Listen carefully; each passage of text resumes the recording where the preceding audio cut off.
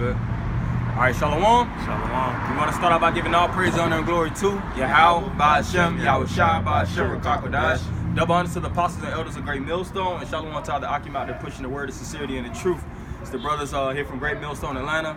You know, we have a lesson going into basically what do you bring to the table. Basically, that is a proposition of a question. What do you bring to the table? And that's something that we all, as individuals, have to always ask ourselves. What do we bring to the spiritual table of Yahweh Ba'ashem Yahushua? You know, the Lord, He bestowed each and every one of us brothers particular gifts, and it's all about us exposing it within ourselves and pushing it to wake up the hopeful elect. You know, because you have a certain gift. Every brother and every brother's gift is not the same. It tells you that in Corinthians, the 12th chapter, about how one brother might be the ear, one brother might be the eye, every brother has their different cognitive function in the body. But if you, the thing is, if you have that trait, so to speak, or if you're that member of the body, you have to use that ability that you have. Say for instance that you're the eye, well, you should be watching. Say for instance that you're the ears, you should be listening. You should be, or also if you're the eyes, you should be observing. You know, if you're the feet, you have to do with the feet. Do the feet is mainly for walking. All right, you know, things of that nature. I'm just saying it parabolically and in certain cases literally. So it's the same thing in the spirit with brothers. Every brother has their specific gift that the Lord has blessed you from the heavens, and that's why it's known as talents in the New Testament. And when you look up that the value of a talent is a very valuable. It's a very valuable amount. If I'm not mistaken, last time I looked it up, it was like they said at a point of like $1 million, $1.8 million. So the Lord gave us a large investment. He invested in us individually, and it's all about us as the commodities to flip, to increase, to appreciate. So you got that? This is Proverbs 9:1. It says, "Wisdom have builded her house. She have hewn out her 7 pillars." Right, and we're all in the house of wisdom. This is the house of Sophia. All right, it says she have hewn out 7 pillars, which the 7 pillars represents perfect stability. You know, and we are inside that house of perfect stability. And what should we be doing? Continue. Verse 2. She have killed her beast. She have killed her beast. She have mingled her wine. She have mingled her wine. She have also furnished her table. She have furnished the table. So the table is a setting for guests. All right, and we are those guests that the Lord has appointed and adopted into the marriage. That's why in the New Testament, Yahushua likens us to coming unto a great supper. He told us the apparel that we were supposed to dress in, what we're supposed to bring, which these are plenty of ingredients that wisdom has actually spoken of in the book of Proverbs about what the banquet or the feast has to offer. Wine, beasts, which is clean meats, all right, herbs. You know, when you look at, and even when you look at medieval times, even Renaissance times with kings in Europe and things of that nature, they would have those large feast banquets, and you would see how opulent it was. You know, it have all kind of variation of fruits.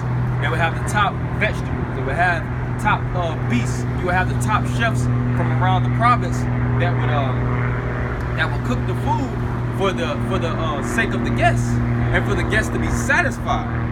So it's the same thing with us.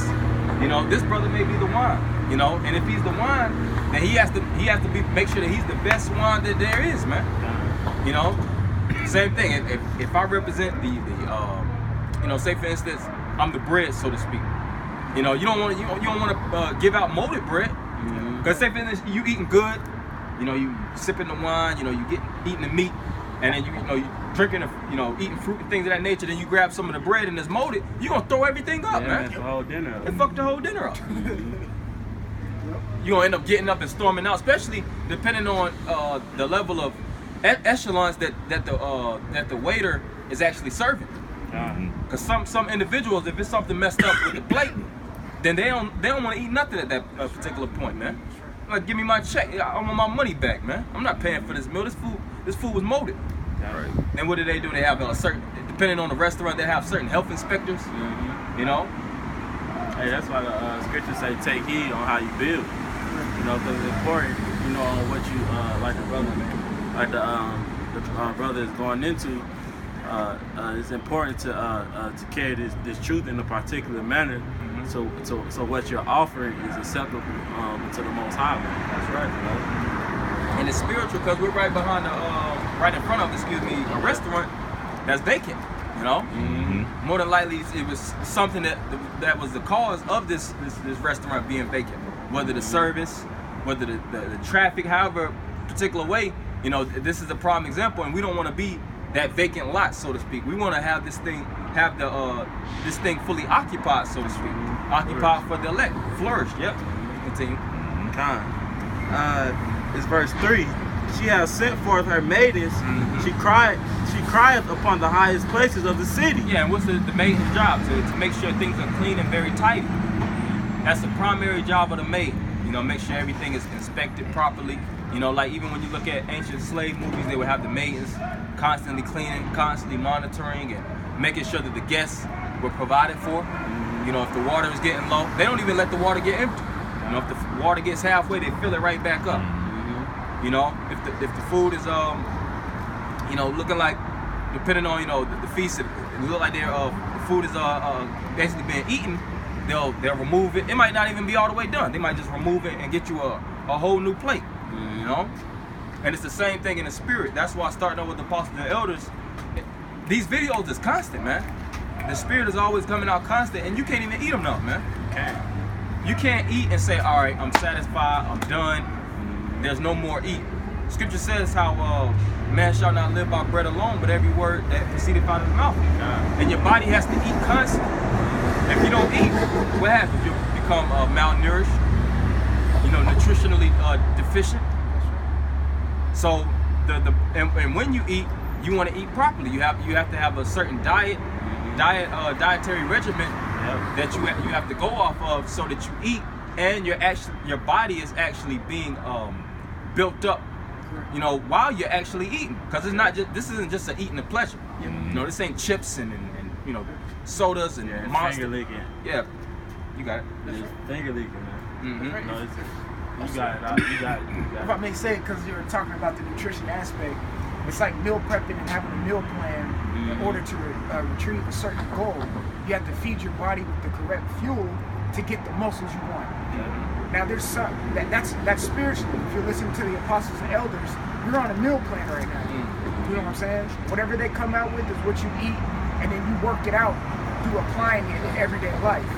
Now you could get spiritually obese if you start listening to the junk food that's out there. There's a lot of junk food Israelite teachings out there. If you start dipping and dabbling in that, you become an obese individual in the spirit. You know, and ultimately, what's next? Heart attacks, heart failure. You know what I'm saying? Cardiac arrest is what it's called. You start having that in the spirit, and you start relapsing.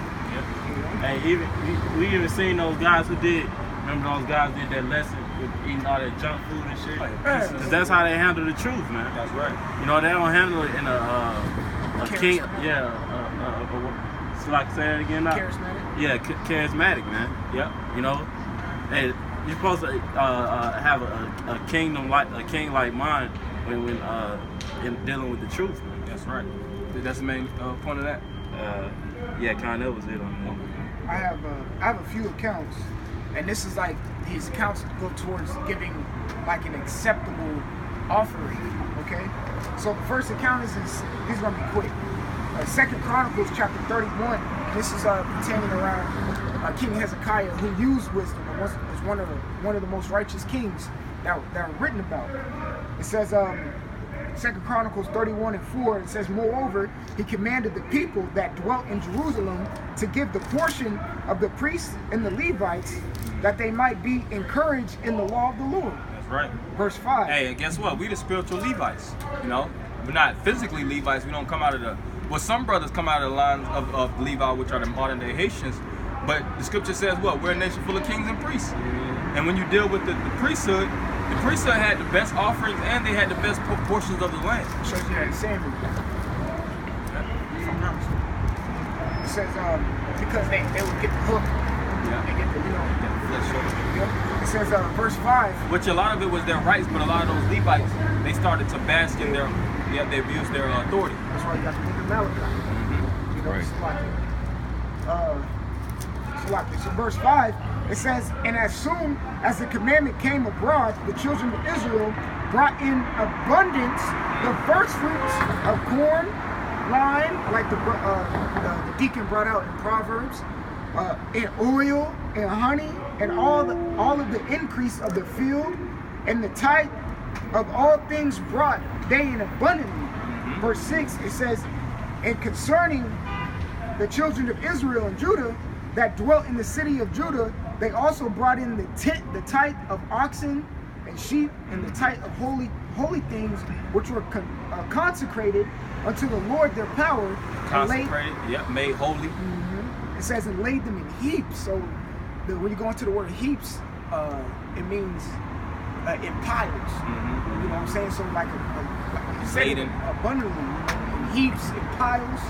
But it was the first fruits. It was the right. Nothing was in a blemish or anything. They brought something to the table. You know, like the deacon was bringing up. You got to bring something to the table, an acceptable sacrifice. You know, Salakia. The other account, I'm not gonna read it. Everybody knows it. But Cain and Abel. Yeah. You know, and the Lord said He didn't look well upon Abel's, Cain's sacrifice. But Abel's, he did look good, well upon. Yeah. You know, that's because Abel brought something to the table. You know, an acceptable sacrifice, you can say. Yeah, and this sacrifice now is spiritual. Get that Romans 12.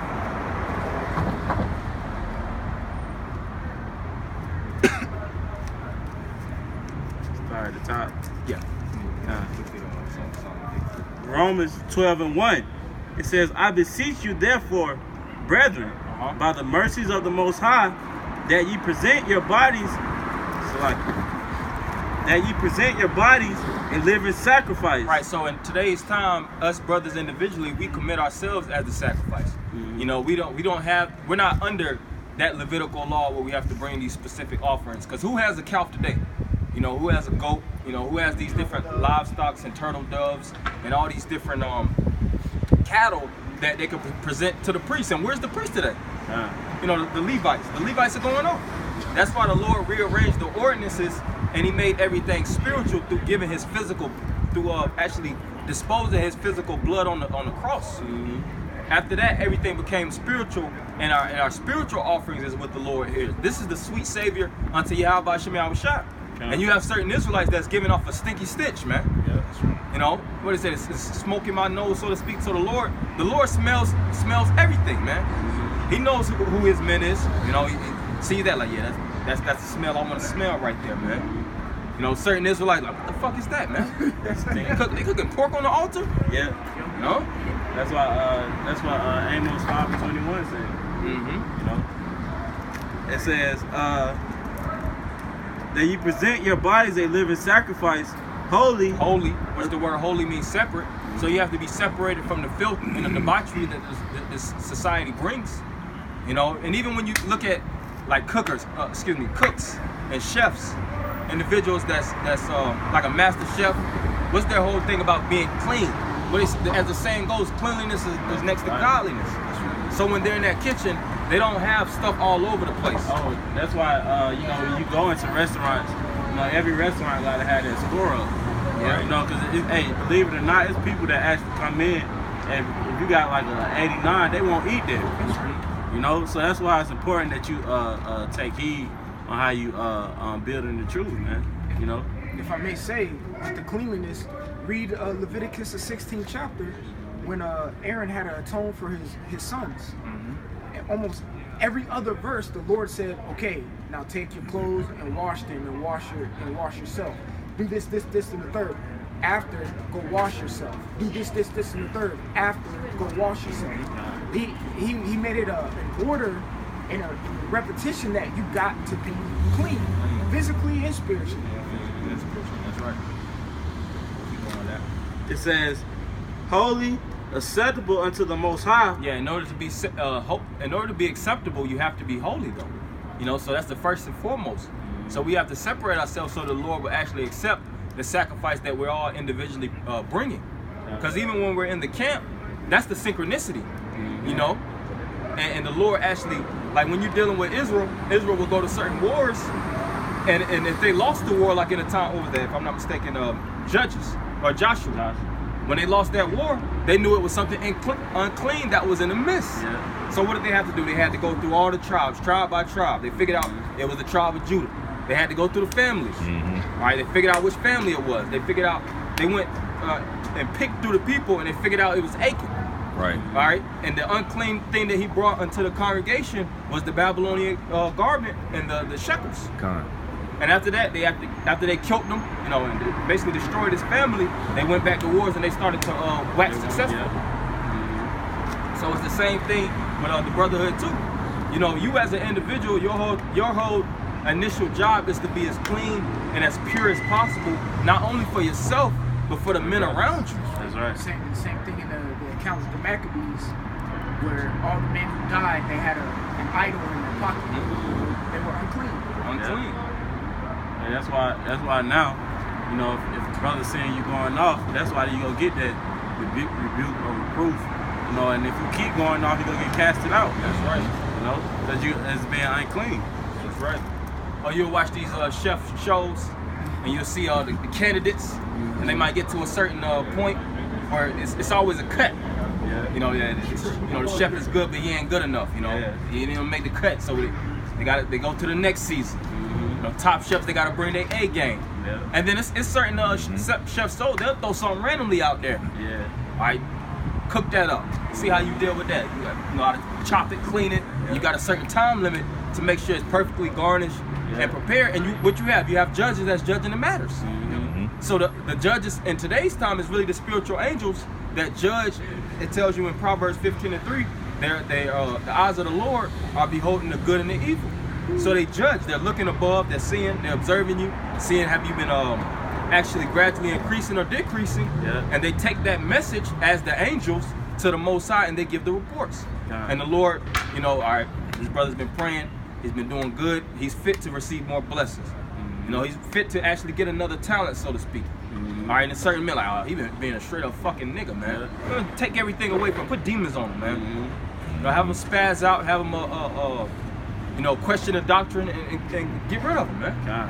Hey, cause just to add to your point, how you brought up the cooking shows, the judges, they're not looking at that. Even though they're looking at the final outcome, they're looking how you preparing the meal too, man. Yeah, presentation. You know, it's about everything, not just certain parts, man. Right. You know, cause Jake know how to slither and get through things, man. But the scriptures say, the eyes of the Lord are 10,000 times brighter than the sun. Roughly paraphrasing. That's right. You know, so that's the main point. yeah, that was the main point. Okay, come. Song started running. Yeah. Songs of Solomon, chapter 8, verse 1. It says, "Oh, that wert as my brother, that sucked the breast of my mother." Yeah. Oh, thou that were the read that over. It says, That's a tongue twister. that thou wert as my brother, Oh, that thou were as my brother. Continue. that sucked the breast of my mother, That sucked the breast of my mother. Continue. when I should find thee without. When I should find thee without, and we're outside right now. We're without. So you will find brethren of your actual similar kindred outside, and that's where you would present the word unto. Continue.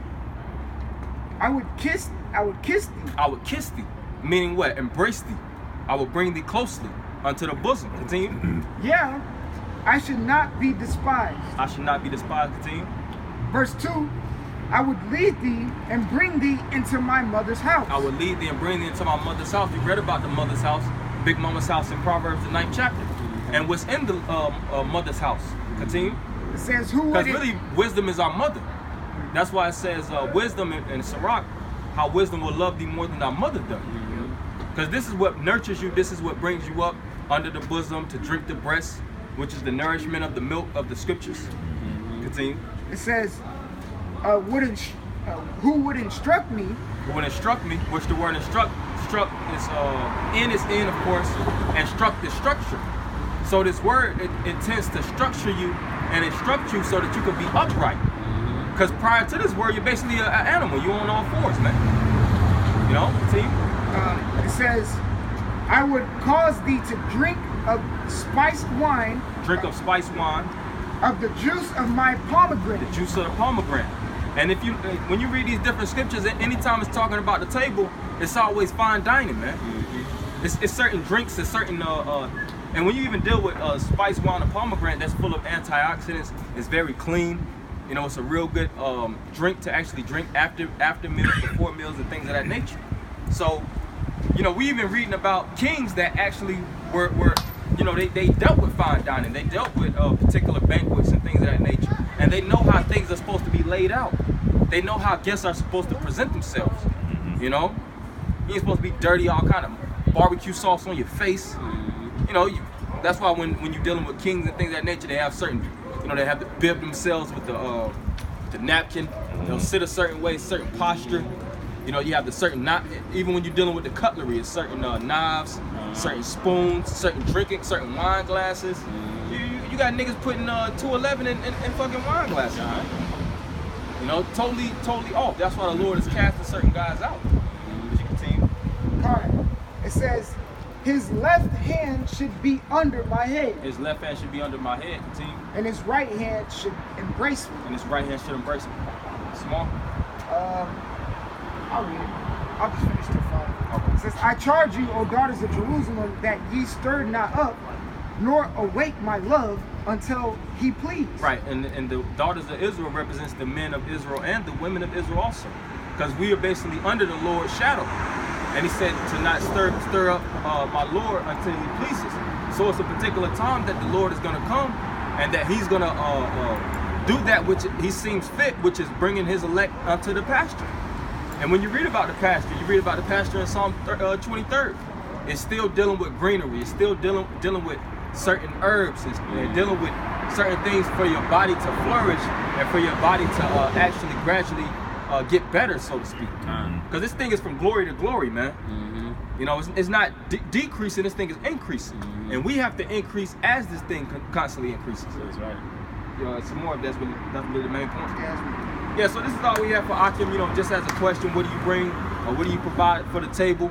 You know, for us brothers individually to get better, to hone in on our particular gifts and abilities, and to expose it to the best of our ability for the sake of ourselves and for the sake of the brethren around us. That's right. So we want to end it by giving all praise, honor, and glory to Yahweh, Ba'ashem, Yahweh Shai, Ba'ashem, Ruach HaKodesh. double honors to the apostles and elders of Great Millstone. Shalom, Akim. Shalom.